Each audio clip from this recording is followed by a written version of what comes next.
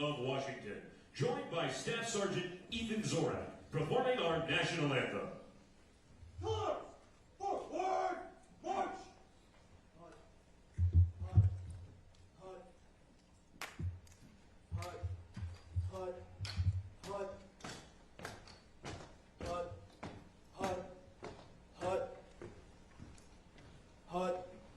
Forward! March! Colors! Halt! Colors! Present! Arms!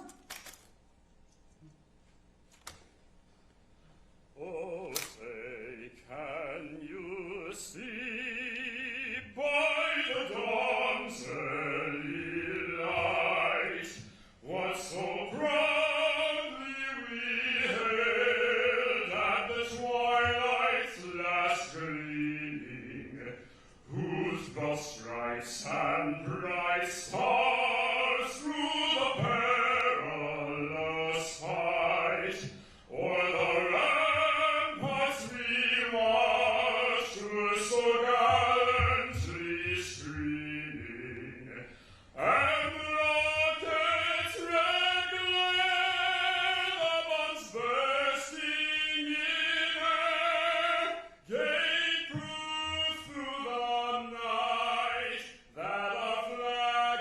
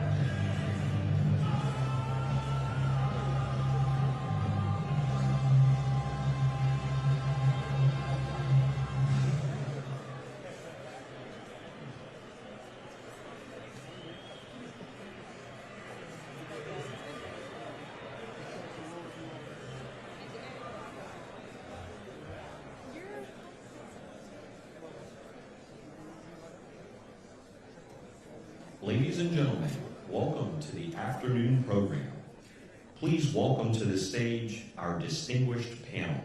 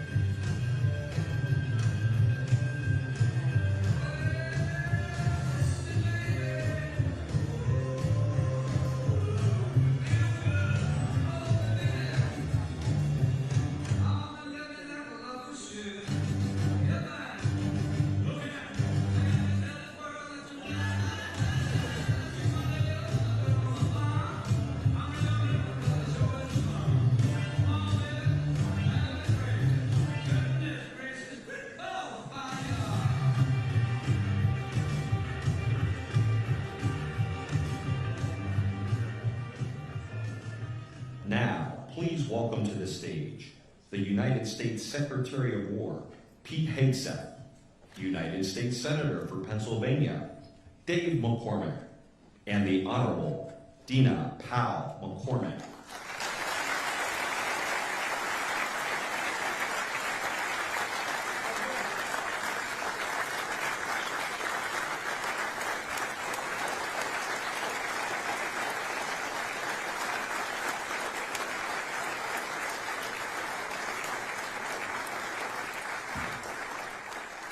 Ladies and gentlemen, the 45th and 47th President of the United States, Donald J. Trump.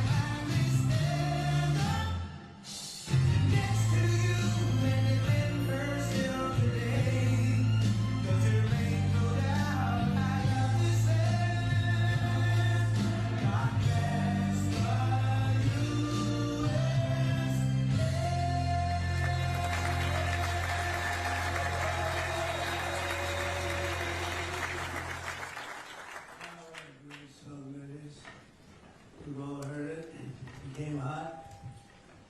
Lee became very wealthy. Lee Greenwood, he's fabulous, and I want to thank him. He's been with us from the beginning. Great guy, great talent. And Pennsylvania, you are really rocking. You got the big ones here. And I'm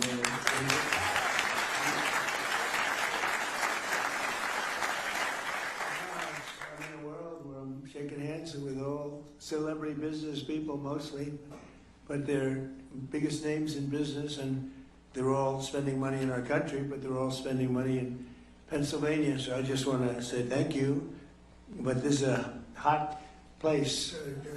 We would say it's a hot commonwealth. Never call it a state, you're in deep trouble. I've seen people's political careers end over that. Just go to Commonwealth. A lot of people don't remember that. But I think it's great to see what's going on and to see the kind of genius that I'm surrounded by. All of the people that I met backstage, but it's pure genius. I want to thank Senator David McCormick for organizing this extraordinary event, and I came to another one with you about a year ago, and that was a monster, but it wasn't like this one. This is even beyond. I was on energy, and it was very impressive, but this is something crazy what's going on. Outstanding work on behalf of the incredible people of Pennsylvania. You know, he followed me along the campaign trail, and he had a tough race. It was a tough race. A lot of people wouldn't have had the courage to do it. It takes guts to run for office. People don't know that. Only the people that never get there know it. But the fact that you did what you did it once, and you did it really well. But things didn't work out, and you did it a second time against actually a much tougher opponent, and it wasn't even close. So I think he's a great guy, great spectacular guy with a great effort.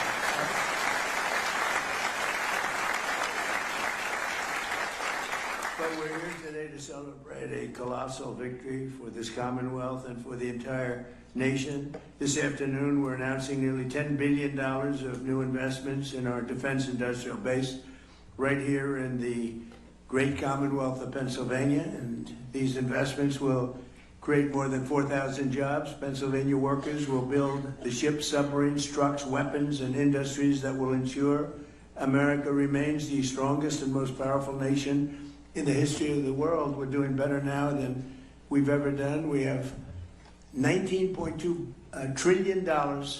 We used to go million, then we went billion, now we're into the trillions, but there's never been anything like it. The country is as hot as it's ever been, and we're doing really well with Iran. The Islamic Republic of Iran is not happy right now. Should have been done 47 years ago. Should have been done at least during the 47-year period. And it wasn't. Other presidents didn't do what was right. They should have done it a long time ago. It would have been much easier. And they want to settle so badly. They don't like what we're doing. And they do want to settle. We'll find out whether or not we settle with them or we just finish it off. But I want to thank Secretary of War Pete Hegseth. He's been amazing. Pete, thank you very much. Great job.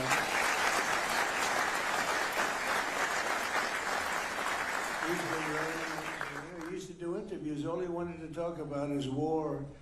Sir, will you give a pardon to 19 soldiers? Why? Well, they killed a lot of people. They were trained to kill, and that's what they did. And I pardoned a lot of people. But they've all been well behaved, right? Okay, good. Otherwise, it'll be a big story. Trump shouldn't have let him go. But I'm blaming you, Pete, okay? But he was very successful, actually, on television. I think he probably hated it because he can't love anything more than what he's doing right now, and he's doing it incredibly well. So, great job, Pete. Appreciate it. Small Business Administrator Kelly Loeffler. Kelly, how are you guys doing? Thank you very much. He's great. Secretary of the Army Dan Driscoll, who's really out there with that beautiful smile. With that beautiful smile, but he's actually a killer. Look at that beautiful, nice face. Everything's so happy. He's a killer. Would you believe it? Those are the best kinds, actually. Commanding General of the Army, Trevor Bredenkamp. Trevor, thank you very much. And a couple of warriors in a different way, but they are great. Scott Perry and John Joyce, congressmen, and they are fantastic, and they've been my friends for a long time. Where are you? They've been my friends for a long time. They're tough cookies, and they want what's right for the country.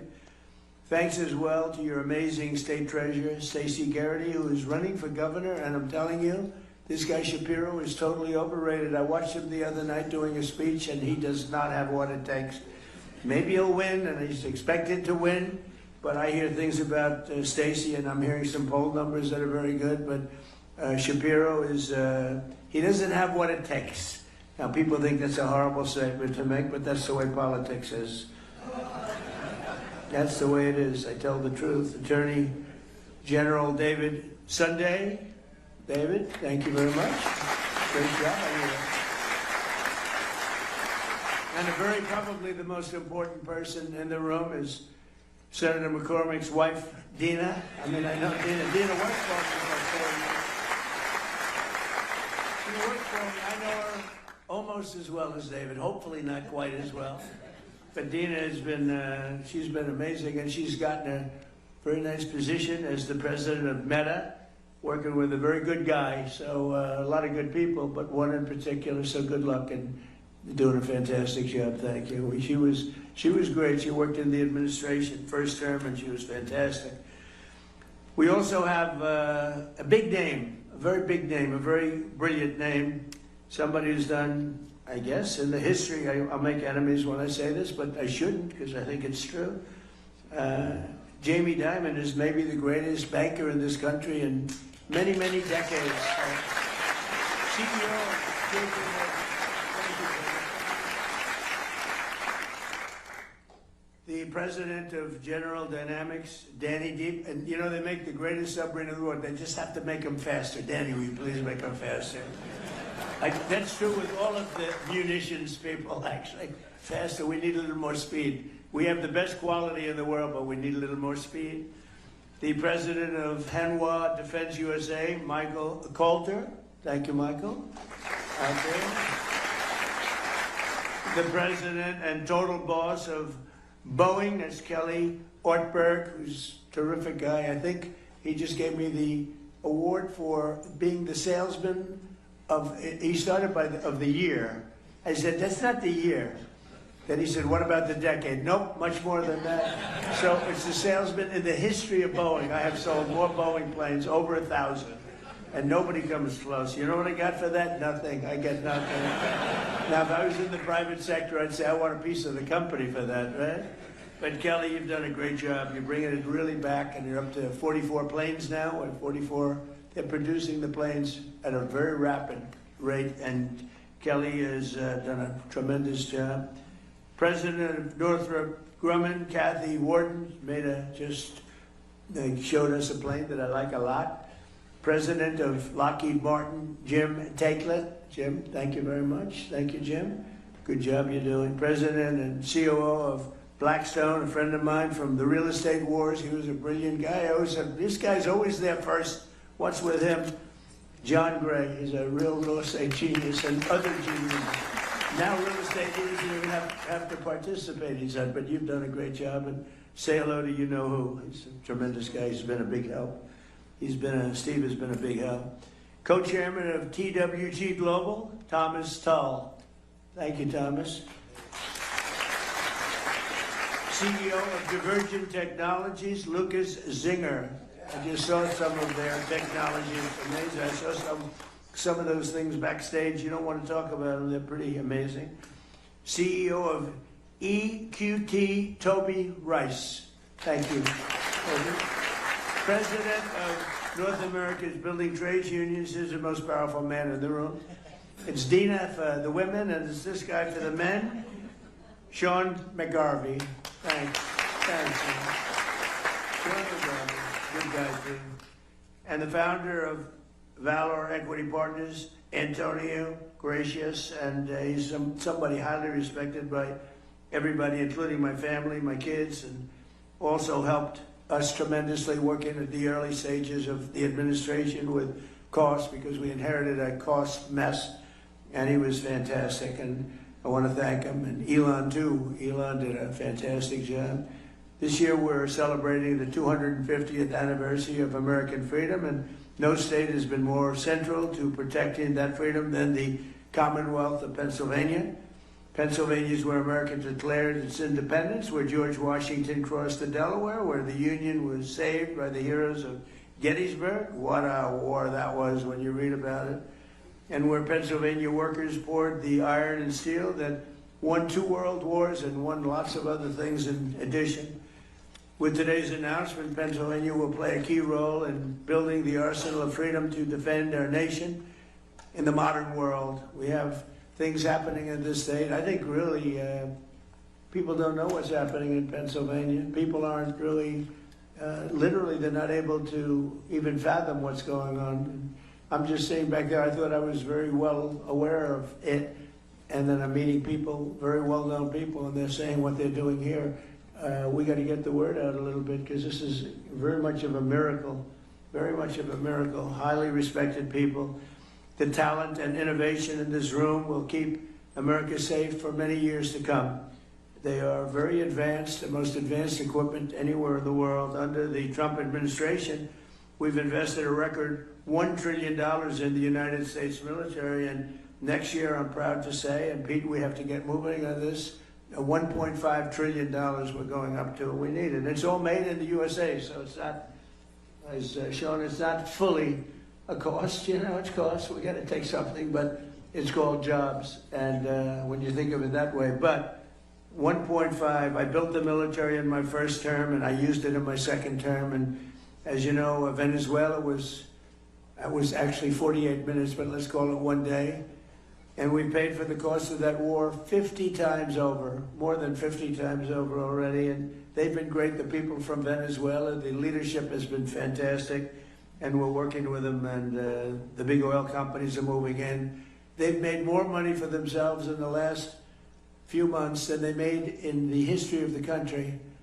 And it's just it's being properly run. They have oil, they have so much oil. You find the oil there, Pete, you just look down on the ground and you say, oh, that's oil, just drill it. There's very few places that have anything like that. But we have a great relationship with the leadership. We've worked with them very closely, and we're bringing all the big American companies in, and it's been very much of a miracle. Millions and millions of barrels a day. The spirit of our armed forces is the highest it's ever been, with every branch setting records for recruitment. And I will tell you, during the campaign, when I was running against Kamala, she had no clue, but Joe had no clue either. That's why they got him out of there. I had to run against two people. Everyone else runs against one person. You do well. Joe wasn't doing too well. He was down like 28 points. So they said, let's replace him. That's like replacing a fighter. You're doing great against the guy. I said, let's put somebody else in. Fortunately, she wasn't much better than he was. And somebody said she's leading in the polls. That's not possible. But if she is, that's fine. You got to go out. You got to win. But what's happened with the election, this was an amazing election. Think of it, we won every swing state. We won the popular vote by a lot. We won 82%, 87% of the counties in America. That's a big one. We won the Electoral College. We won everything. But all 7 swing states, the big thing was, could anybody ever win all 7? We won all 7 swing states, and we won them by a lot. So it was a great achievement. But when it came to joining the military, we had vacancies, empties. We had a situation that actually it was remedied largely, Pete, I think on November 5th when we won. It was even before we took office, it was remedied to a certain extent. And when we took office, so now we have overflow crowds trying to get into the military, and that includes our policemen, our firemen, anybody with a uniform on. They were very ashamed of our country, and now they're very proud of our country. And we're setting recruitment records like we've never had before. In fact, it's a great time if you want to expand the military a little bit. It wouldn't be bad, because we have unbelievable talented, in good shape, in unbelievably good shape. You know, we had something pass in the United States Supreme Court. It was called merit, and nobody thought that was going to happen. I didn't think it was going to happen, actually. We're trying to get it. And everything now in our country, again, is based on merit. Getting into colleges is based on merit.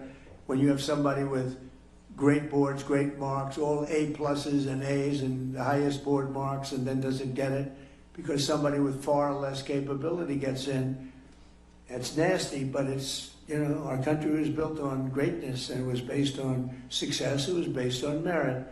And now we have that, and that includes the military. And the people that we have in this military, you can send most of them to Hollywood, and they could become like movie stars. They are unbelievable, and you saw that in Venezuela. I met them backstage, and these are people that are, it's a whole different ball game. So I just want to thank everybody. That was a decision, that was a tough decision to make.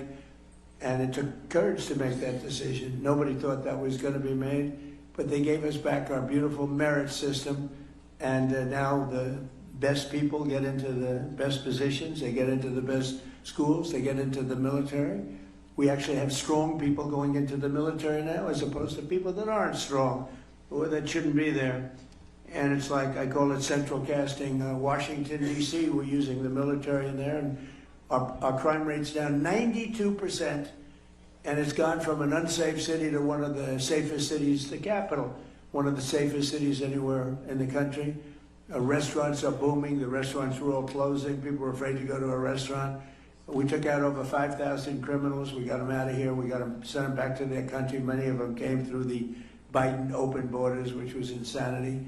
We got them out of this country, and we did a real job in Washington, D.C., and I will say Memphis is a similar kind of a thing, a little bit. We started it a little bit later, but they're down in crime 78%. And New Orleans, Louisiana, the governor called me up, Jeff Landry, great guy. He called me and he said, we have a problem. We have the Mardi Gras coming up, and this place is loaded up with crime. And we sent in the National Guard and others, and it was the safest that is on record, the safest Mardi Gras on record. They've never had anything like it. He called me two days later. He said, I've never seen anything like it. It's a terrible expression. He said, nobody was killed. Well, that doesn't sound so good to say, frankly, in one way, but in another way, many people would be killed during Mardi Gras consistently, and now it was the safest they've had, he said, in 67 years, so it's pretty good. But we're going out for the 1.5 trillion this year, and I think we're going to be able to get it. And we're going to get it because we have so much money coming in. The tariffs have made this country so rich, and they've made this country so competitive. In order to not pay tariffs, people are coming out and they're leaving Mexico, and they're leaving. In fact, it was just announced that Toyota is leaving Mexico. Toyota is going to build one of the largest plants in the world, car plants in the world, in Texas. But many, many companies, they left us and they went to Mexico, Canada, Japan, Germany. They went all over the place, South Korea. They're all pouring back. The car plants, the AI plants are all coming back. If they don't, they have to pay taxes. The chips, we had this ridiculous CHIPS Act where you give billions of dollars to a company and they didn't even know what the hell to do with it. You give them billions of dollars, they say they're going to build. Nobody knew what to do with it. And of course, the standards were so high. If you weren't transgender, as an example, you didn't qualify. So they get the money, they'd look all over for transgender people to run the company, large portions. They couldn't find them. They weren't into the chip making business, I guess, right? They had other things on their mind. But this was the Biden fools, those idiots that almost destroyed our country. But we're also reasserting the fundamental truth: to be a strong nation, you must be a manufacturing nation, manufacturing jobs. When you see these plants start to open, so we're building now at a record that we've never even, I don't think any country's ever approached this record. Again, we have 19.2 trillion being invested, and there's never been anything like it. You go back years and years, and it's China had the record with $3 trillion, and we're at $19.2 trillion. There's never been anything like it. These are going to be starting to open in 6 or 7 months. I mean, it's unfair because, you know, whoever the next president is going to be sitting up here someday and say, what a great job I did. What a great job. I did the greatest job, Jamie. He's going to be talking about what a brilliant president he is. And I'll be home and I'll be saying, that son of a gun. Because we did the job. We did the job. And we're clearing every obstacle to building the defense industrial base. And so many people, I was shaking hands backstage, they just came up and they said, we couldn't even function 2 years ago in this country. We couldn't get anything built. We couldn't get approvals. We couldn't do anything. And now we cannot imagine the change. They said 5 or 6 other people are building defense-oriented things. They said, we have no idea how this has happened to this extent. He said, we look forward to going to work. We get our approvals fast. We came up with a concept like on AI and other things that are big. Rather than going to our old, very old and fragile grid, we maintain it, but it's old and not up to date. It was let go by a lot of people that were in my position. They shouldn't have done that. But I came up with the idea to let them build their own power plant. So they're building their own power plant. So, you know, people would complain about the grid, but actually they're giving their excess electricity back into the grid. It's a phenomenal thing. But they're coming up with power. They're doing their own. They're really becoming a utility.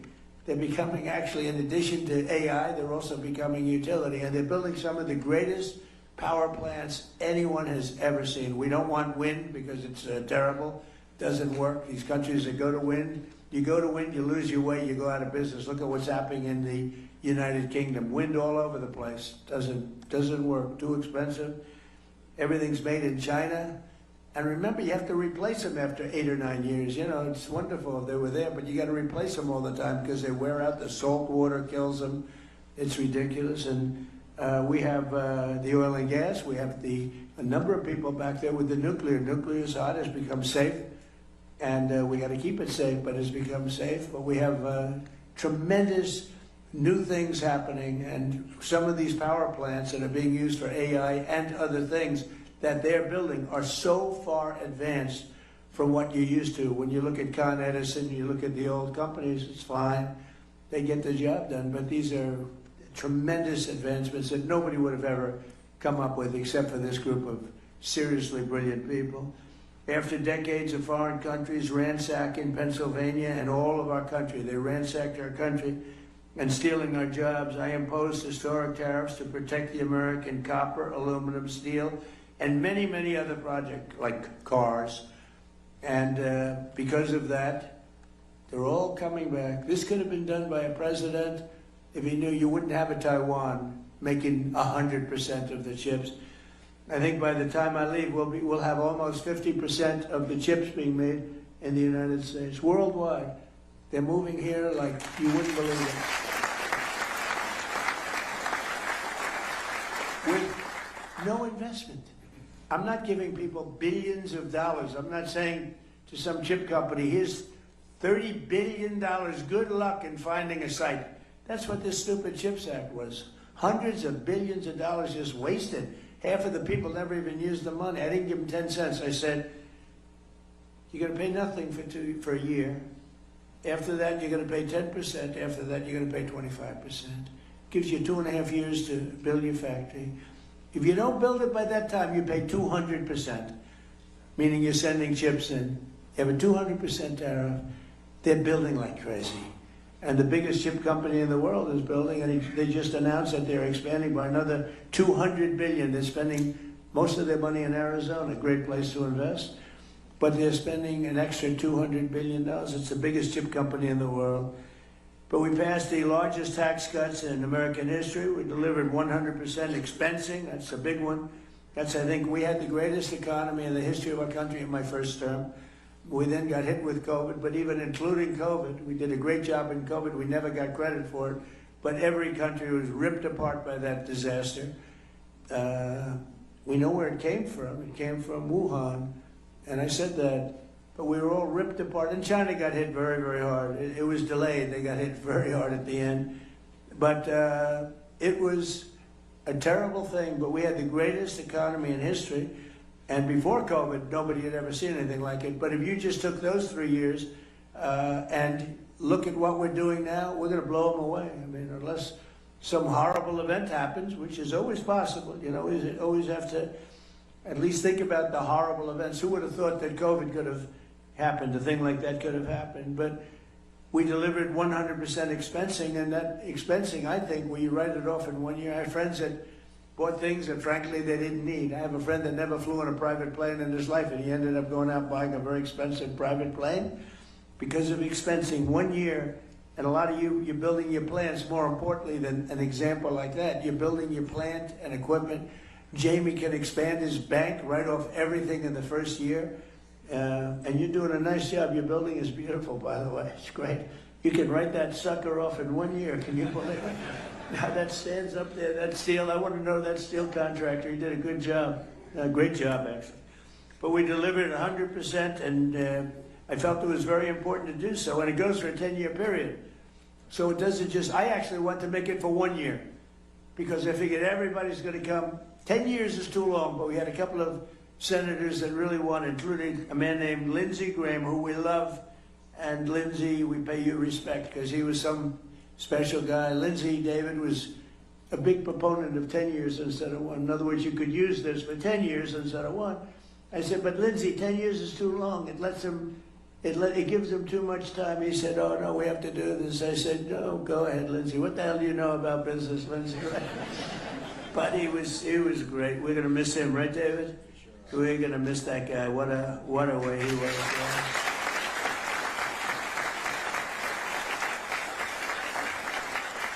You know, he's a guy, I'm just thinking, he's a guy that some people you don't appreciate until they're not here, right? And you just saw all the quality that he had. He got things done. He could even deal with Democrats. If I needed a Democrat, I could go to Lindsey, and Lindsey would take him out and wine him and dine him and say, I got him for you, right? There aren't too many people could do that. David and I know it very well.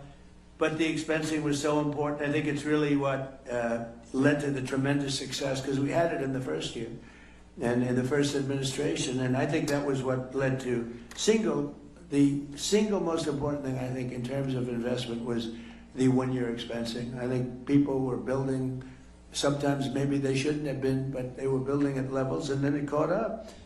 We passed the largest regulation cuts in American history by far, and we unleashed American energy, including Pennsylvania oil, gas, and clean, beautiful coal. We're back in the coal business. We have so much technology and changes have been made in coal. And in the Trump administration, you're not allowed to use the word coal without preceding it by the words clean, beautiful, and Chris Wright, who you know so well, and Doug Burgum. They've been a fantastic team. And they were making a speech, and I said, nobody can say coal without preceding it with clean, beautiful. But this whole speech was on coal, and they kept saying clean, beautiful coal, clean, beautiful coal. And I said, okay, it's enough. But it is. It's and look, I hate to say it, but it's what China uses. They're building now 58 massive coal plants, and they're responsible for building the windmills. And I said, how many windmills are they building in terms of using on their land, John? I want to know. If you see any, let us know. They got coal plants all over the place, but they build the windmills. But the only one they have that I know of is one that they want to use. They use it. They don't use it in terms of energy. They showed people, look how beautiful this is, as those poor suckers buy those windmills and lose their ass. But it's a terrible form of energy, most expensive form of energy. It's intermittent, doesn't work, and in my opinion, it kills the environment. It kills the birds, but it's visually, it's terrible. It's terrible. It's a terrible thing. And I'm proud to say that we have approved almost none. I think none, but we are. Everybody's under an order. No windmill. We don't want the windmills. We don't want them, and let somebody else use them. But everybody using them is in very big trouble.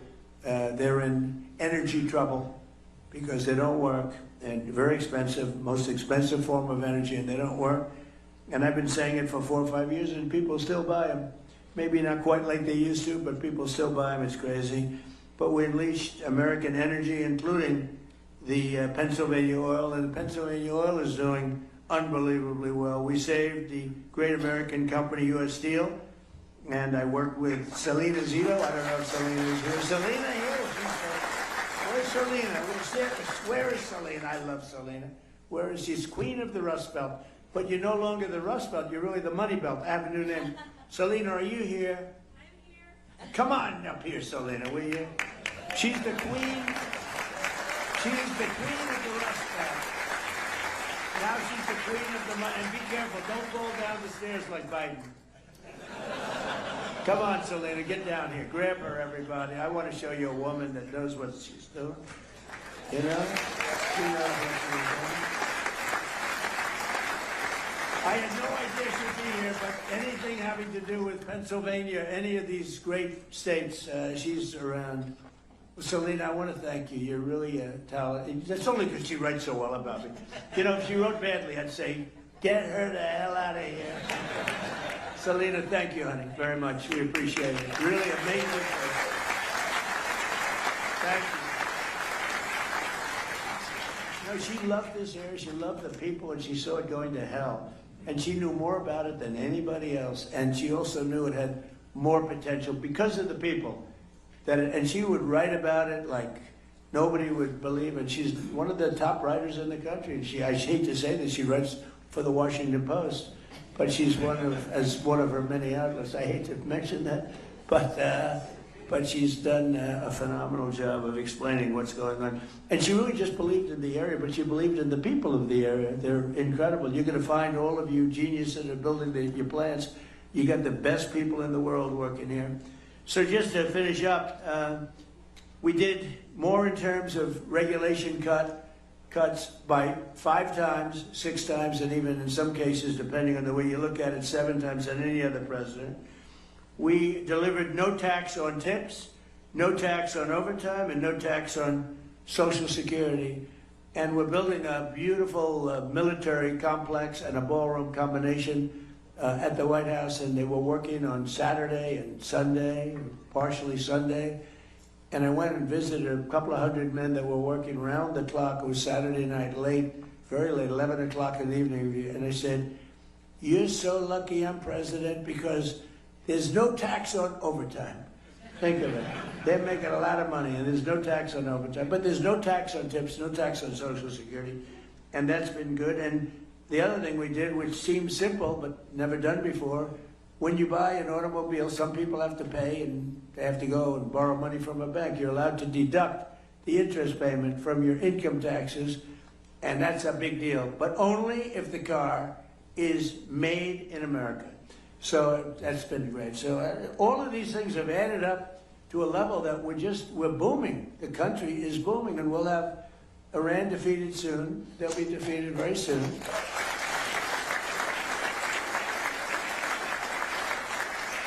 And then I guess it'll be even better. But you know, even during this, it's been amazing. I mean, to think. So I call it a military operation, but I call it whatever you want. It's incredible. It's like it hasn't made a dent. A lot of people thought oil would go up to $350 a barrel, and today it's at $79. A couple of days ago, it was at $68. It went up a little bit because I had to take tough action because they did not obey what they're supposed to obey. I mean, they just didn't do it.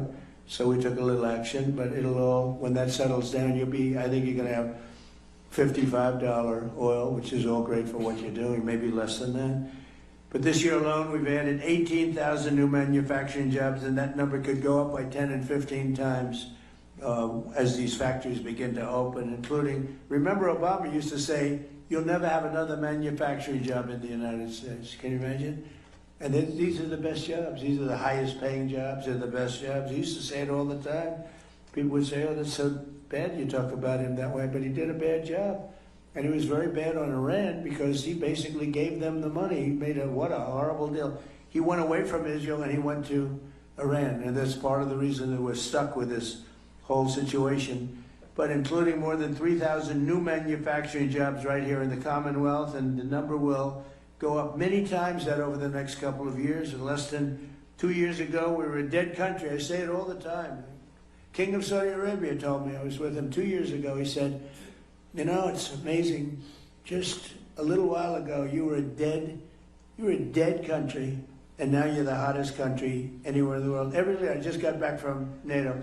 Every leader said the same thing. "You're the hottest country anywhere in the world." And they treated me like that. They're not treating me. They're treating me because of the country. We're the hottest country anywhere in the world. And a year ago, 2 years ago, we were a dead country. It was an embarrassment. So now, with all of that being said, just yesterday it was announced that inflation saw the largest monthly decline in 6 years. Can you imagine that? 6 years. So we inherited the highest inflation in the history of our country. And it was really amazing. You know, we inherited it, and then I had my first news conference the day after I took office. And they said, affordability. They go, that's a fake word that they use. They caused the affordability problem. It's called high prices. They came up with this word. They're good at coming up with words.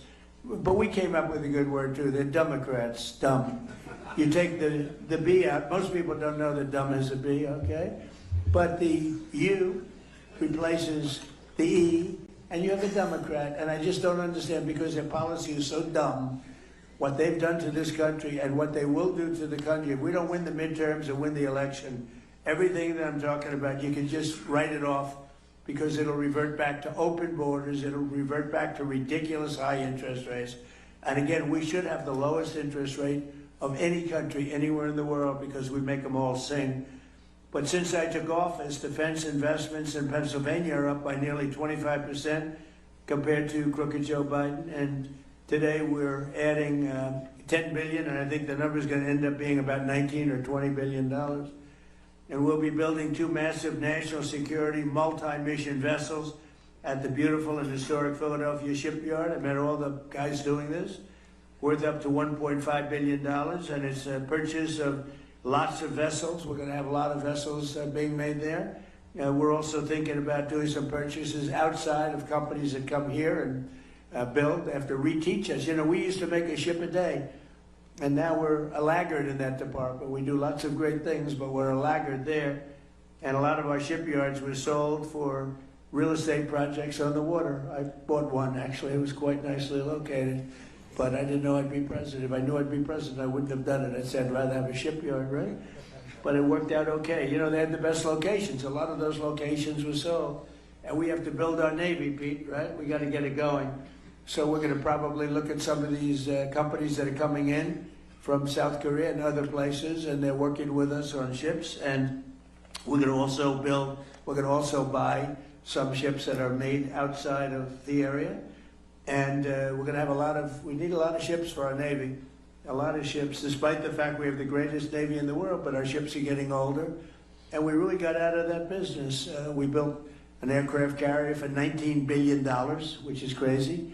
The price is crazy. It started off I came in, one of the first things I went to see was the Ford aircraft carrier. It was way over budget. And it had things on it that you didn't need, like it had magnets to lift up the elevators with 10 and 12 planes on them.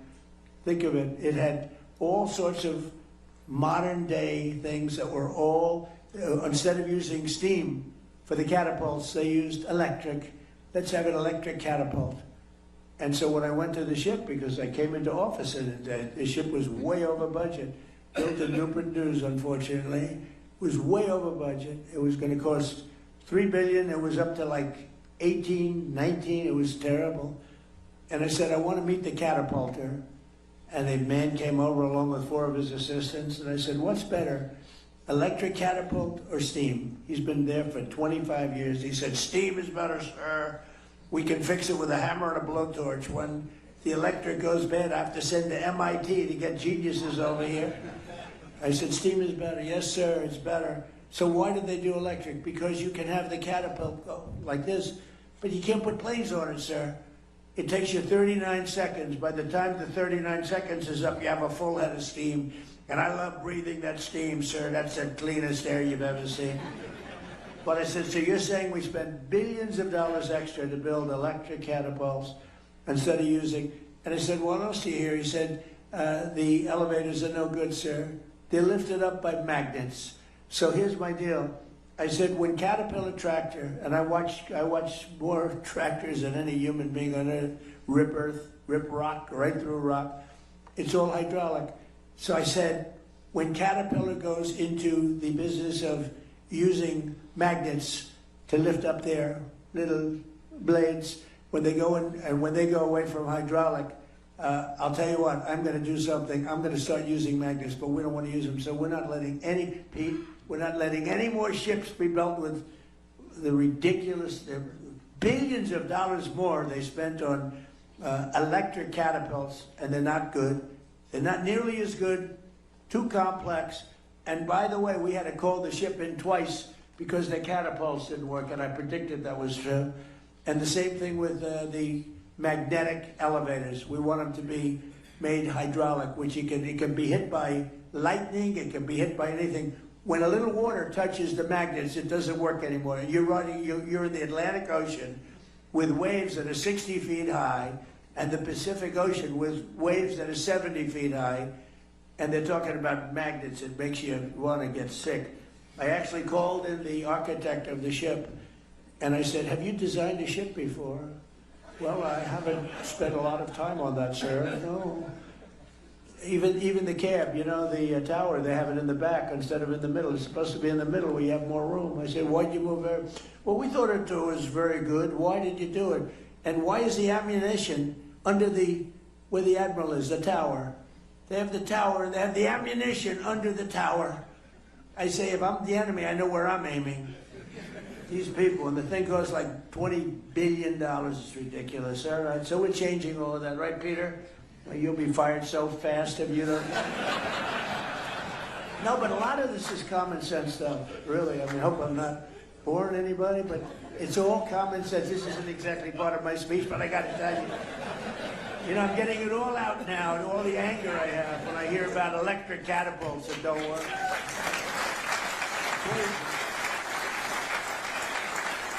It's crazy, but Okay, I hate to mention this name now because they're a little slower than we want, but that's okay. General Dynamics will invest $2.5 billion in Rhodes Industries to build Navy submarines. They make the greatest submarine in the world. We're 10 years advanced over probably Russia is number 2. We have to make them faster. That's the only thing. We need submarines.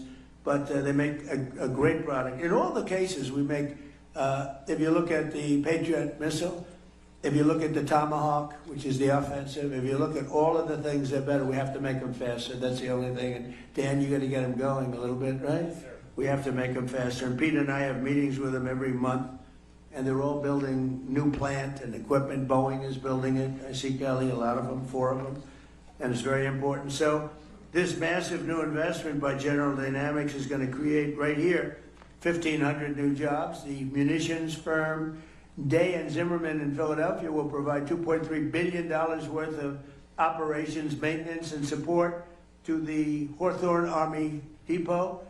And EOS in Pittsburgh have just agreed to a multi-million-dollar partnership with the Department of War to build, oh, we love that name better. We won World War I. We won World War II. Then we decide to go politically correct. Let's go with defense. No, it's war. And I said to Pete, I said, Pete, don't you like that better? He said, used to be Department of War. And then we got politically correct. And we go in and knock out the Middle East and go home. Everybody said, why did we do that? What did we get? But we did. We had greatness, and that's what we have again. Now we have greatness again.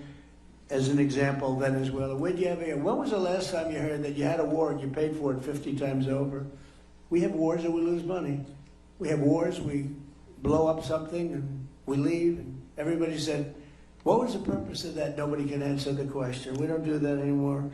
But EOS in Pittsburgh just agreed to a multi-million-dollar partnership with the Department of War to build energy storage technology in support of our Golden Dome missile defense show. We're building a Golden Dome over our country, and it's going to be a very effective one. We had 111 missiles shot a few weeks ago by our lovely friends from Iran. They were aimed at the Abraham Lincoln, which is a beautiful aircraft carrier, by the way. The SS Abraham Lincoln, 111 in a short period of time. Out of the 111 missiles shot, 111 missiles were knocked into the sea easily. Think of that.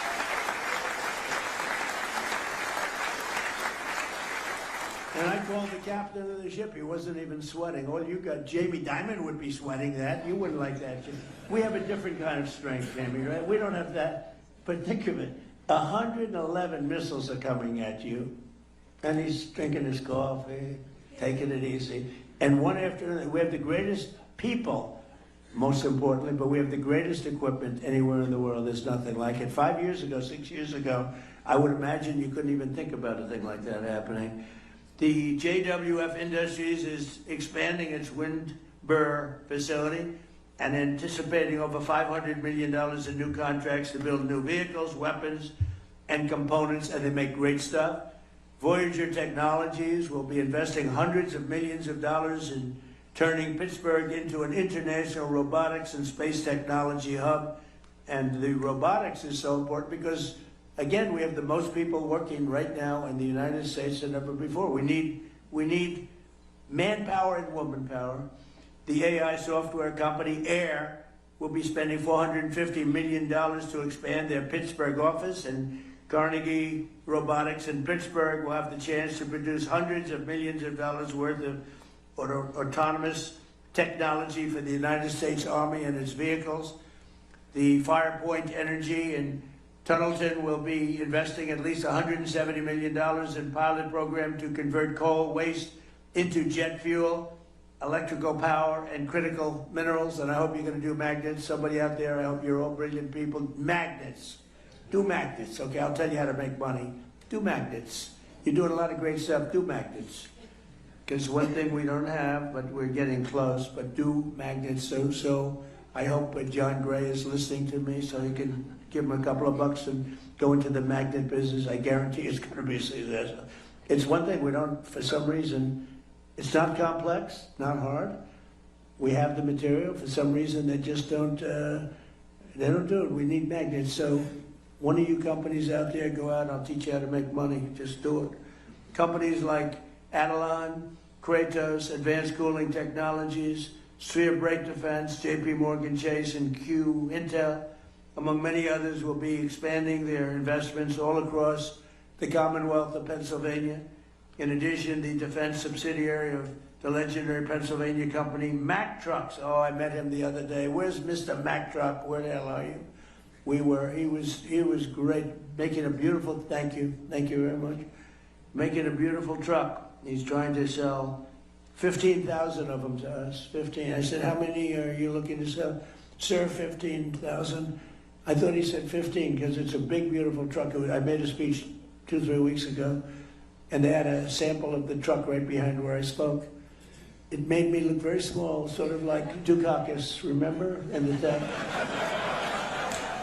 I said, get that truck the hell out of here. I immediately thought of Dukakis with the helmet and the massive helmet, the massive tank, and you didn't even see him. That was not good. He went down 20 points after that. So I said, get that truck out. But the truck was amazing, actually. But I said, how many? He said 15,000. I thought he said 15. So I said, he's going to sell 15. That's a lot of trucks. He said, no, actually 15,000, sir. So, but it's a beautiful truck, and I think he's got a good shot at doing it. And he'll be building $222 million worth of powerful new vehicles for our military already in a different truck. And Mack Truck is doing really well, and they've been great. And because we're here in Pennsylvania, where State Trooper Michael Farah was killed just 2 weeks ago by an illegal alien operating a semi-truck on a commercial driver's license, which he should never have had. He was here illegally, came in through Biden. Today I'm making one more important announcement. My administration will soon take historic action to get illegal alien truck drivers who are just killing a lot of people. They can't read signs. Many of them are on drugs or alcohol, and they shouldn't be driving these things, and they came in totally illegally, and we don't want them, but they are driving all over American roadways, and we're going to replace them with proud American veterans. So we're going to take our veterans, we're going to teach them a lot about driving trucks, and in many cases they know. We're going to say any American who's driven a heavy truck for our military will automatically be eligible for a commercial driver's license. So we're going to get them taken care of. And the radical left is very much opposed to that, but it doesn't matter what they want because we're the ones that are running it. And just to finish, I want to thank our great Speaker of the House, Mike Johnson. He's fantastic, that man. And the House Budget Chairman, Jody Arrington, for launching an effort to get the Save America Act passed, including voter, I mean, it's so basic, voter photo ID, identification, proof of citizenship, and hopefully no corrupt mail-in ballots. We'll have exceptions for the military, we'll have exceptions for disability, for people that are not feeling well, or for people that are on vacation or anything. We're going to make it very easy. But the mail-in ballots, you see what happens in California. The vote still isn't counted. Can you believe it? It's like, what, 6 weeks? The vote still isn't counted. But the kid really, he was Spencer Pratt. I don't know Spencer Pratt. He came to the White House and saw me. But Spencer Pratt was an automatic lock, and he didn't make it. There was a little thing, Dina. They said, well, Spencer's falling behind a woman that nobody ever heard of. He's falling behind. No, it's very corrupt. And they were going to do that to Steve Hilton, too. And I had the U.S. attorney, did a great job. He started an investigation. They said, Steve Hilton is starting to fall badly behind. And I said, that doesn't mean falling behind. That means cheating is going on. This is 2 weeks after the election. So I got the U.S. attorney involved. And like 20 minutes after they made that statement, they said, Steve Hilton just made the runoff. These are crooked people. These are crooked people. The whole thing is terrible. But along with our incredible farmers and funding for our troops, so we're getting a tremendous amount of funding for our farmers, and we take care of our troops. We got them a great pay raise. But I support those efforts, and we're cheering them on. And the actions that we've announced today will create thousands of new Pennsylvania jobs, and they'll make our entire nation stronger and more prosperous than ever before. We have the strongest nation that we've ever had. We have the most successful nation that we've ever had. We've never had a thing happen. So many people, the biggest people came, financial people said, well, sir, I've been in business for 35 years. One gentleman, he looked like a young man, but he said 35 years, so he blew it. But he said, I've been in business for 35 years. I've never seen anything like what's happening right now. I'll bet Jamie would say that. I'll bet John would say that. There's never been a period of time like this. So I want to thank, again, Senator McCormick, once again, for this incredible get-together, but really, much more importantly, for the outstanding work that he's doing as a senator. He's an incredible person. And Pennsylvania has never had a greater warrior in the U.S. Senate than Dave McCormick, and it's an honor to be with you all, and we're going to do things that nobody would believe. If you go back 2 years when we were a failing nation, nobody would believe that we could be doing business and we could be even safety. The lowest murder number since 1900. Think of that. The lowest number since 1900, 125 years ago. Nobody would believe we have the lowest crime numbers, despite the fact that millions and millions of people came into our country illegally, and many of them were, they're gone now, but many of them were from prisons, they were drug addicts, they were from mental institutions. We have the lowest crime numbers we've had in decades, and the lowest murder number in 125 years. So it's really been amazing. And David, I'll give it to you, I'll turn it out, but it's just an honor. I'm with so many people that I respect so much. I don't know all of you. I know many of you through reputation, through reading, but you're an amazing group of people, and you really are making our country great. Thank you very much. Thank you, Mr. President.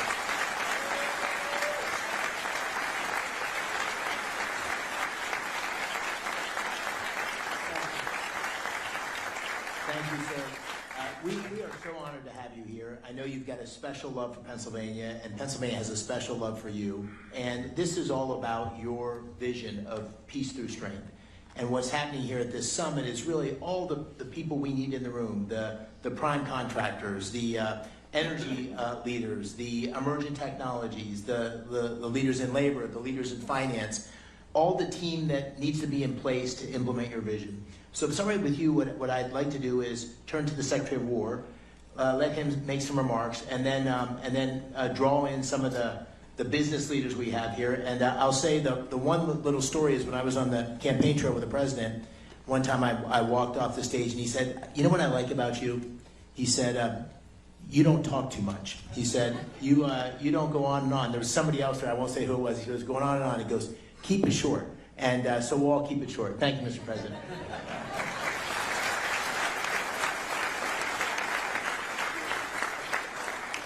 Senator, that was a good warning and a good reminder. Mr. President, it is true to say that there has never been a moment like this or a stage like this where innovators, prime contractors, private equity, titans of industry, labor leaders, defense leaders have come together for this type of moment. There's never been a moment like this where the aperture has opened up inside the Department of Defense for defense and the second word, innovation. Your demand of me as a business leader and a builder is that we move at the speed of business and competition and speed and scale. And that's what these folks have funded and founded in their companies. But our bureaucracy was built to keep most of you out. And we've been waging a war of attrition against the Pentagon bureaucracy to open up the aperture and make sure competition and speed and innovation and commercial options have a seat at the table. Not just great prime contractors who've been there for a long time, but many of our great companies that make many of our best systems started to look a lot more like the government than they looked like business. And so what the president does behind the Resolute desk with prime contractors, and you've been at those meetings and I've been at those meetings, and it's a reminder to all of us that our nation needs the best weapons, not tomorrow, but today. And we need these companies not just adding an extra shift to the factory, but investing in another plant and another plant and another manufacturing line, which is what's happening here in Pennsylvania and all around the country. So when you talk about the arsenal of freedom, this is only something that a builder-in-chief could unleash, and you're doing it, sir, on American manufacturing and our industrial base across the country in energy. But in defense specifically, this is a generational investment in the future of our warfighting capabilities that our country has not seen since Ronald Reagan, and this one is bigger. Because what Joe Biden and previous administrations did to our military, you talk about a dead country. Well, we had a dead department, a Department of Defense, that was doing things the old way, sending the same money in the wrong direction, red tape, and monopolizing certain platforms.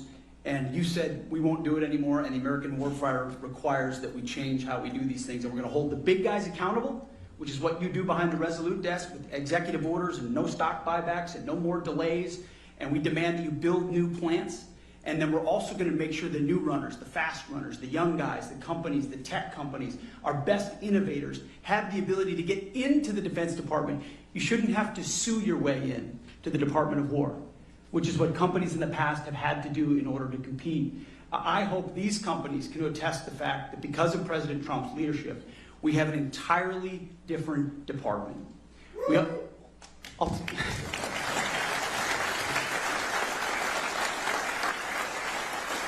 And it's important because we're at an entirely different moment. Not only do we have near-peer adversaries with historic military buildups, but we're at a step change moment. AI and frontier models, autonomy, quantum, space, hypersonics, you name it. If you're ahead now and you get ahead of the game, you're going to be way ahead. If you fall behind now, you fall even further behind. The have-nots and the haves, that gap is widening. President Trump seized the moment and is investing in it in our department, but across government, to make sure the 21st century is an American century. But he's demanding that we do it differently. We do it in a fiscally responsible way. We audit our department. We ensure that the money that we ask for is well spent. So we've got a different department, a different moment, and thank God we have a different president who rebuilt the military once.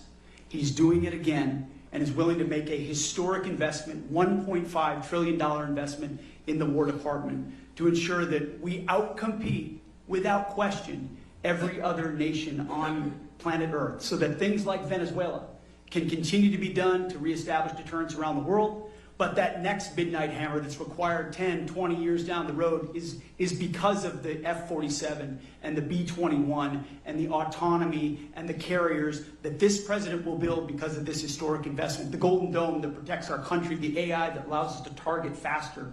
This investment will fundamentally change the battlefield, keep the American people safe now and into the future, and it would not happen with Donald Trump. Mr. President, thank you very much.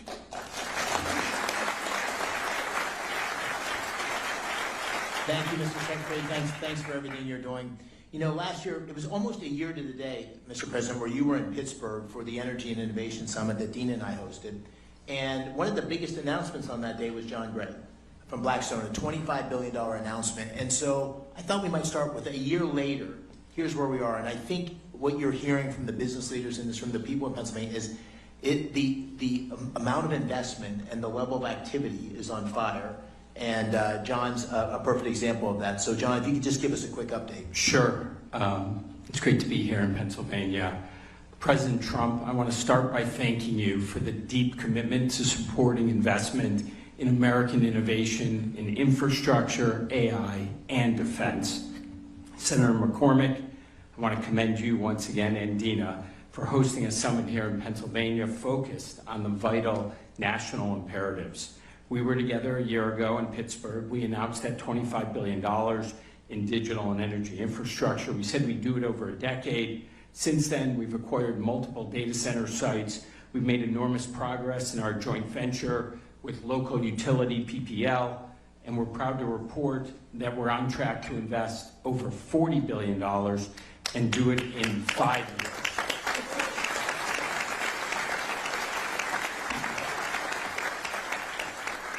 50% higher, 50% less time, not bad. These investments will create nearly 20,000 good-paying construction and permanent jobs, deliver meaningful benefits to communities, and help ensure that America stays at the forefront of the AI race. This would not have happened without the conference that you and the President hosted last year. We also got tremendous support from the governor in terms of infrastructure development. Everybody loves to complain that things are not working in the United States. Well, in Pennsylvania, they're working the way the founders intended 250 years ago. So congratulations to all of you. I would also just say last year we talked about building critical infrastructure to power the innovation economy. Today we're talking about applying that innovation to our most important priority, protecting our national security. At Blackstone, we're incredibly proud to be all in on both of these objectives. Technology is, as the Secretary noted, fundamentally reshaping the national defense. It's going to require enormous amounts of private capital, not only to invest in the new innovation, but also to scale up production in a capacity-constrained world. And Blackstone is ready to help in a very big way. We've already invested $20 billion in defense and aerospace in the last 5 years. We expect the scale and pace of that investment to increase meaningfully from here. We see national security as a compelling place to deploy capital on behalf of our investors that also supports a core American interest. So thank you, President Trump, Senator McCormick. It is an honor to be here today. Thank you, gentlemen. You know, sir, you noted this, but one of the strongest voices in corporate America, someone who has spoken out in very similar terms as you have about peace through strength and about the need for America's military and economy to be strong, is Jamie. And Jamie's really taken this on. He's written extensively about it and made this a priority for J.P. Morgan in terms of national defense and resilience. So, Jamie, I wanted to just call on you and ask you to describe why you think this is such a priority and how the things we're doing here and the President's agenda is supporting that. So, thank you. Mr. President, Mr. Secretary, Senator, there's nothing more important for our country. In fact, I don't think it's an exaggeration to say for the whole free and democratic world that America maintain the preeminent military supported directly by the preeminent economy of the world. It's not too soon. We got behind, but God knows this is now, you guys have ignited the American dream, and you've ignited security and resiliency. You've reignited that arsenal of democracy that we have in this country, and it's just critical. There's a microcosm in Philadelphia, obviously in Pennsylvania, Philadelphia. I was at the Philadelphia Navy Yard this morning. There's only a small piece of what we're doing, and a small piece of what a lot of other people here are doing. That Navy Yard actually built ships in the Revolutionary War, ships in World War I, ships in World War II. It was closed down at one point, but the local government and the federal government have reopened it up. You now have ships that are going to be built there by Hanwha, a Korean company, and Rhodes Industries. They're both adding 400 or 500 jobs. People should remember when they add those jobs, there are another 5,000 jobs to be added to support it. A lot of small vendors, contractors, et cetera. And we're also helping, very importantly, to ignite that American dream part, is to get the kids, whether older, younger, whatever their backgrounds were, trained. And there's a school there, partially by Hanwha and partially by the government, to train welders. These welders get paid while they're in their apprenticeship. They get health care while they're in apprenticeship. When they graduate, I think after 16 weeks or something like that, they make $80,000 a year. That is the American dream. They go on and buy a house, get married, have a family, etc. And this is one small effort. That's one microcosm. We need to do this around the nation. In fact, to help some of the other nations around the world, friends and allies, do the best they can to rebuild some of their militaries. So my hats are off. I applaud everyone in this room who's helped with this effort. There's nothing more important to leave this world safe for our children. Mr. President, thank you.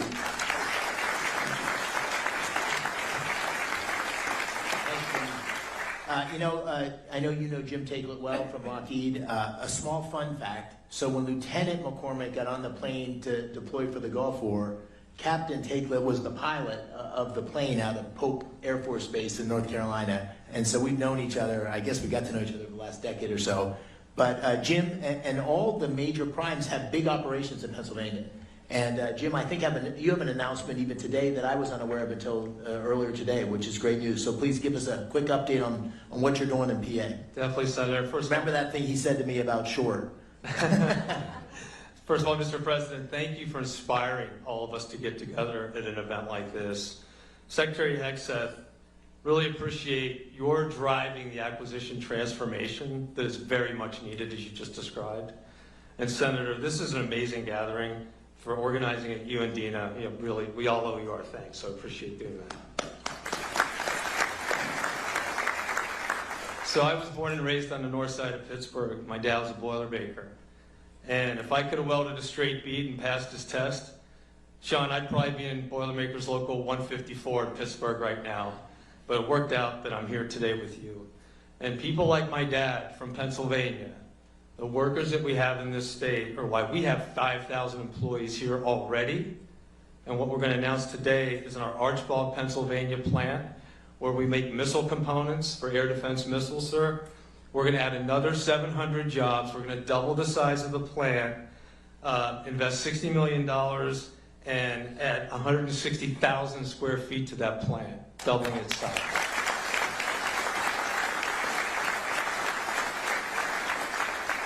And that's on top of $300 million we just completed investing in our Valley Forge operation, which does strategic missile reentry, among other things. And you know, Mr. President, that we're going to invest upwards of $9 billion in the next 3 years at 20 different sites. Looking forward to showing you some of those plans when you have time. And we are going to continue to build with you and with the Secretary the arsenal of democracy, and Pennsylvania will be ground zero for that effort. Thanks, Senator. Thank you. And just real quickly, I'll keep us going. Danny Deep from General Dynamics. Danny is the president, and I had a chance to tour that 155 facility in Scranton, and you've got assets across Pennsylvania, another huge employer. Just give us a quick update on what's going on in Pennsylvania and how you see the future expanding based on what's the president's policies that have been put in place. Thank you, Senator, Secretary, Mr. President. Thank you for your leadership here at home and abroad. It is inspiring. So here in Pennsylvania, when you talk about manufacturing muscle, this is really where we have a lot of muscle. 1,100 suppliers, 8 facilities around the Great Commonwealth. Over the last number of years, we've expanded artillery production by 4x, and over the next several years, we'll see it continue to grow. You mentioned Rhodes Industries and that $2.5 billion award. Let me give you a little bit on Rhodes Industries because it's a great story. This is a multi-generation company with family ownership, and they keep their promises. And now they have 10 years to look forward and add resources. Their workforce will increase by 5x, and they're expanding, and we're doing that all over the state with all of these 1,100 suppliers. And thank you for your leadership to do that, and we're committed to deliver Virginia class and Columbia, and that's what Rhodes is going to work on, and we don't make aircraft carriers.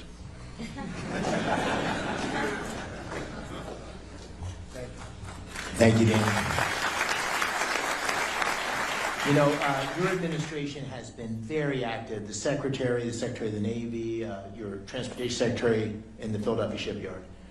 What is happening there is magical. And we have Michael Calder here as the CEO of that U.S. operation. But it is with Hanwha's oversight and leadership, we are bringing next generation shipbuilding back to the United States, and it's incredibly exciting. Maybe just give us a quick update on that, Michael. Thank you, Senator.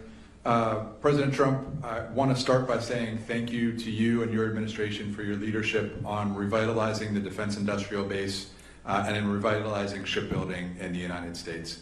Mr. Secretary, I've been in aerospace and defense industry for decades. This is the most business-friendly, industry-friendly administration we have ever seen. The access, the dialogue between the Pentagon and all of my colleagues in industry is like nothing we've ever seen. We greatly appreciate it. Because of that access, the President's leadership, and the demand signal, Mr. President, that you have sent on defense budget, we now have an environment that Senator McCormick has been able to pull together here where we have defense industry leaning forward, we have private sector, private capital leaning forward. Mr. President, your leadership has led to all of that. We're very grateful for the opportunity to build the radar ships that you announced today. They will be a central part of the defending the homeland from the missile threats that you have also made a priority. As you mentioned, sir, our shipyard in Korea puts out about 1 ship a week. We have a plan to bring that capability to Philadelphia. You know this better than anybody, Mr. President, but ships win battles, shipyards win wars. And we are going to recreate what has been great in Philadelphia. Philadelphia, home to the nation, home to the Navy, home to naval shipbuilding with the first frigate. It is going to be the home to make American shipbuilding great again, and we're very glad to be part of that, sir. Thank you. Thank you, Michael. Was that right? one ship a year 2 years ago, and the goal was to get to 20 ships a year. Think of it, one ship a year to 20 ships a year. That's the path that's happening because of the policies, the emphasis on shipbuilding. We're still not where we need to be, but a huge, huge step forward. You know, this whole summit, also, Mr. President, we have the defense primes here, but we have a lot of emergent technologies. There's 130 booths up here, Pennsylvania companies, AI, drones. It's incredible what we're seeing. And there's all sorts of capital coming into these emergent technologies in the defense tech space. And we have at the table here two of the really most successful investors in defense tech. So I'd like to ask them both to comment on that, because our future, as the Secretary said, is not just doubling down on the existing primes, although they play an incredibly important role. It's bringing in new entrants and new technologies and disruptors. And that's what we need for the future. So Antonio Gracias, who you know well, has been extremely successful in this space. Maybe you could give us a thought, Antonio, and then I'll turn to Thomas Toll. Thank you, Dave. I appreciate it very much, and thank you, Dave, for inviting me. Mr. President, it's been extraordinary. I've been working in manufacturing defense tech actually since the mid-90s, and there's never been an environment like this. You're right, Secretary Hegseth, never. We have 5 companies here today, Anduril, Saronic, Hadrian, General Matter. We are literally seeing an environment and change at the DOW that is allowing these companies to accelerate and unleashing American entrepreneurship in the defense area. It's truly extraordinary, and I want to thank you. We needed it as a country for revitalization. We also need to defend ourselves. I think about my own children. If they're fighting a war, what they want to have, that's how we decide to invest in, and clearly we want this technology. Thank you. We're very grateful. Thank you, Antonio. Thomas?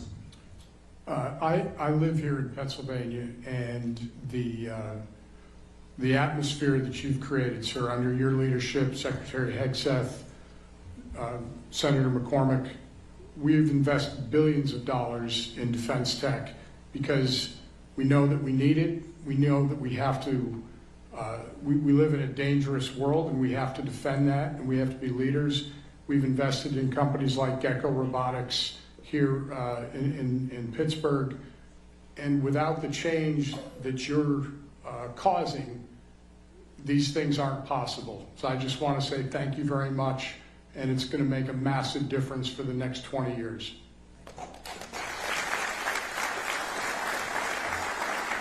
You know, Mr. President, one of the things that you talked about constantly on the campaign trail, and that I tried to talk about as well, and that you've been focused on like a laser, is jobs. And what's happening here in Pennsylvania is that if you go to talk to any manufacturer or any job site, they can't get the skilled workers they need because there's so much new investment and activity going in. So we need to take advantage of this moment and build the workforce. In Pennsylvania, we have an incredibly skilled workforce. As I said earlier, we have 190,000 people that work in the defense industry. We hope that number is going to double over the next 5 or 10 years.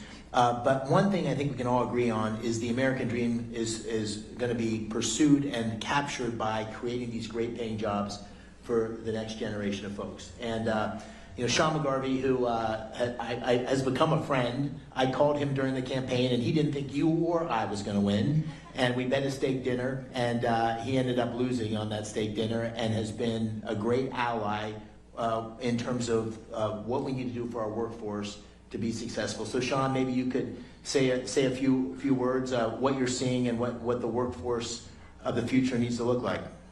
Well, thank you, Senator, Mr. Secretary, Mr. President, and the President knows, you know, my business better than I know my business. We've been in the workforce development business when it comes to construction skills for 100+ years. We have 1,600 training centers across the United States. We spend $3 billion of our own money every year. We don't need any money from anybody in the audience, anybody on the podium, the federal government. We got our own. We have 21,000 instructors. We have 300,000 plus people in our programs right now, registered apprenticeship, and we can ramp that up to 1 million. So we can meet the needs of this industry and the other industries, the tech industry, the power generation industry. But what we need is deals, and we need deals way further up the pipeline when other decisions are being made. Our members, you know, have historically been just great patriots in this country, whether it was World War I World War II, entering the Seabees to build the airstrips and the bases across the world. The Manhattan Project, building Oak Ridge, Savannah River, you name it, still working in those facilities today, all the way up to COVID, when we had to keep hospitals open, build temporary morgues. It was the members of the building trades that stepped up and did it. So we believe that highly skilled craft workers are a national security issue, and we're prepared to meet any needs necessary right here in Pennsylvania for Senator McCormick or for anybody across this country, and we appreciate the opportunity to do so for our country, Mr. President. Thank you. Thank you, Sean. Thanks for the great support for everything you've done on our workforce. Mr. President, I think I might ask the Secretary, Dan Driscoll, to make a few remarks and maybe close on that. I just want to say this has been an extraordinary event in the Army and the Army War College, which you're here, the 4th president in America's history to visit here since the Revolutionary War, the Carlisle Arsenal, the Army War College, and the Army's been extraordinary. So, Mr. Secretary, first of all, thank you to General Breitenkamp and everybody that made this possible. But maybe give you a word, and I'll close and then turn to the President. Mr. President, Secretary of War Hegseth, your leadership, what it's fundamentally done for the people in my life every day, the American soldier, is you have unleashed them to do what they joined the Army to do, to be ready to fight and win our nation's wars. And we had gotten in their way for the last 30 and 40 years. We had not let all of these entrepreneurs come get in the mud with them and help them change what they could use to fight. And it is because of you, Secretary, and you, Mr. President, that all of the regulatory nonsense has been knocked out of the way. And I think if you talk to any of the soldiers, sir, on your way to the helicopter, what they will tell you is the last 18 months have looked nothing like most of their careers. And that is because all of you on this stage and everyone out in the audience. So thank you so much for being here.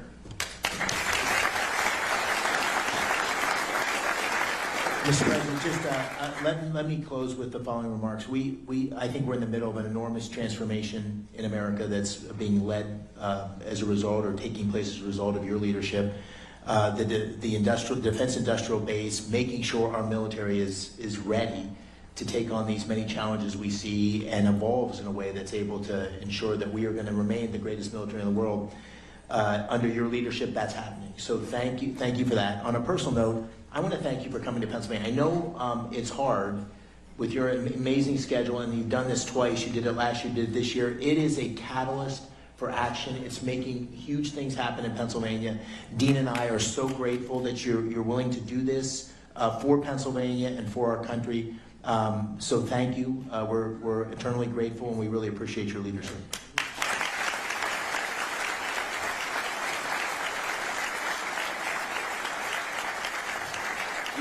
Sir, would you like the final word? Well, I just want to say thank you all very much. This is an honor that I won't forget, and I appreciate your saying I've been here twice, which is pretty much maxed out once a year, but I'll be here again next year for you. Thank you. Thank you. Ladies and gentlemen, the 45th and 47th President of the United States.